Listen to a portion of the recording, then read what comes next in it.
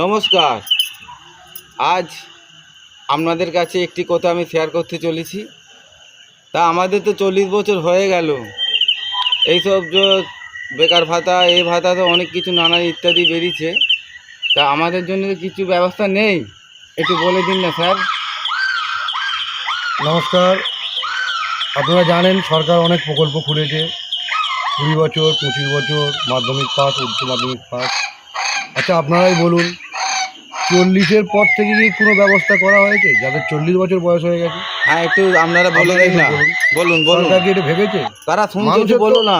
ওই সময়তে বেশি ওদের দিকে যদি 10,000 দেওয়া হয়, এদের দিকে অন্তত হাফ দেওয়া হোক, 5,000 দেওয়া হোক বছরে। আপনারাই বলুন।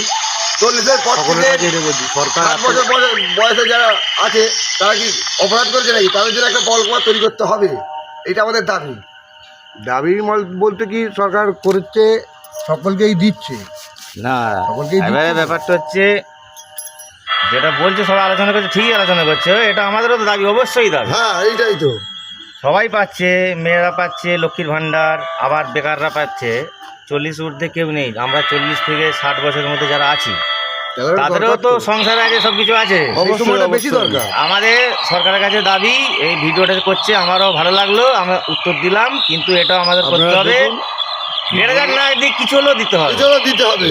এবার তার কাজ ওই 40 থেকে 60 বছর পর্যন্ত আমরা কি খুব অপরাধ করেছি, এই আর কি। আর কি বলবো, 40 থেকে আমরা যে বয়সটা, ওই সময়টা বেশি প্রয়োজন পয়সা, মানুষ সংসারী হয়ে যায়। এখনকার যা বাজার দর, সরকার দিচ্ছে, সকলকেই দিচ্ছে, তাহলে এটাও একটু ভাবা হোক যে 40 থেকে 60-এর মধ্যে একটা ভাবা হোক। এটাই আমার অনুরোধ, ঠিক আছে, আবেদন। দেখো, আমার পাশে কত লোক আছে, আমি কথাটা শেয়ার করলাম।